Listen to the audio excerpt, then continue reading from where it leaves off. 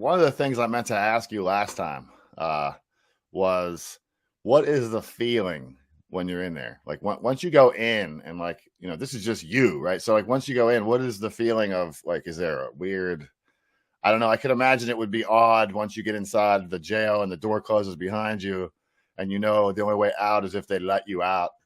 You know what Yes. I mean? Is that weird? It's got to It feel weird. it's very weird. When you first walk into the lobby, you can feel this heaviness of nervous. Every guard or employee that walks in, um, you see them going through the other doors, and it just keeps you wondering the whole time, who's watching me? Who's going to say the next word to me? What are they going to do? And the whole process of starting your visit, it just very mysterious.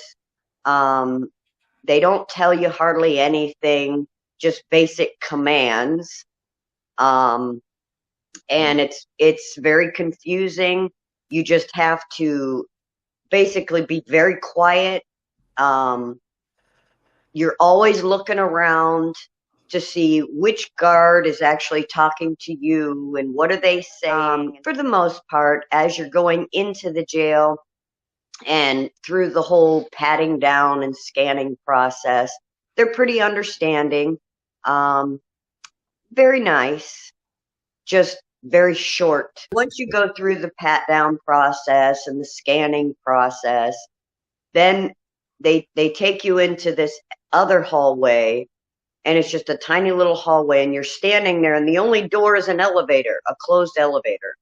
So you got to wait till everybody gets into that hallway before they'll open the elevator. Well, everybody's got to get into the hallway. They close the door behind you before they ever open the elevator door. So you go up into the elevator, you get to the door, or you get upstairs. They open the elevator. You walk into this other, it's like an 8 by 8, not even, it's about a 6 by 6 room. And there's just a glass door there that's locked. So they have to wait for everybody to get into that room and the elevator closed before they knock on that door, and a guard inside will open that door for you. And then we walk into this big room. There's a couple of, one or two guards there, and they'll get the list. They'll call everybody forward to sit you in a certain position, ask you who you're there to visit. Once they get everybody seated, you can look to your right and you see the guys are behind another glass door back behind the guard, Yeah. and they finally let them out. And the feeling that I personally have when they come out, it's almost like, wow, they're free, is what Oh, it feels like to me. And that freedom only extends to a visit, outside of someone else in the jail that they've been for so long. mhm. So for me, it's almost like an exhilaration, a deep breath for them, that they're allowed to exhale and have that outside personal contact. Um, it's very exciting. A lot of these guys, we've heard their testimonies, we've heard them, on phone calls and stuff, but you never get to put a face to them until you're there. Yeah. And the fact that it's so controlled, I mean, you want to just jump up and hug them all, and but you can't do that. It's surreal. It really is, because you're being watched by every move you make, every word you say, and you don't want to get these guys in trouble. Mhm. So you have to be very limited with your movements. You have to be conscious of where your feet are. You have to be conscious of hand movements that you make. And um, sometimes with everybody in the same room, it is really hard to keep your focus on the person that you're visiting, because you're hearing the conversations from everyone else. And with the masks on, it's very hard to hear the person that you're visiting, and you try to lean forward so that you can hear them better. And a lot of times you'll get corrected to sit back in your seat. to move your feet back, things like that. But, except for the one incident that we had last week when we asked the guard, there was only one guard up there. And we asked him if we could pray with our guys before we left. And he was a complete idiot, and refused to let us pray. Threatened to never let me.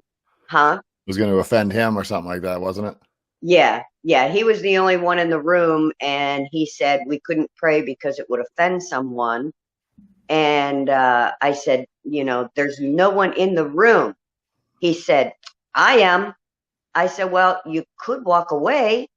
So that was really disheartening.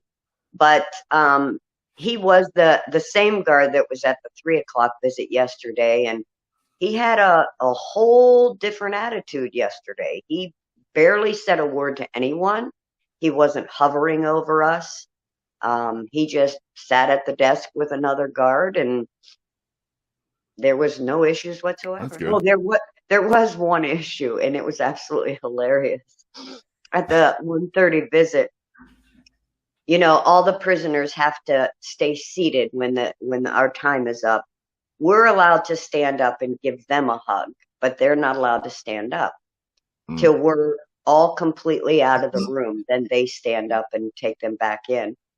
So we all stand up and we say our goodbyes, and we're heading towards the exit door. Well, there was, excuse me, one of the ladies, and then Micki, and then I was behind her. And as I'm turned around and I'm waving to all the guys, Micki and this other lady, they start walking through this door. Well, I really wasn't paying attention because my back was to them. They started to walk, or they actually did, walk into the holding cell that they bring the men out of because that door was still open. And I'm like, no, not that door, not that door. Come on back. It was hilarious. I'm like, oh my God, if that door gets closed and they get shut in there, I'm just going to die. Yeah.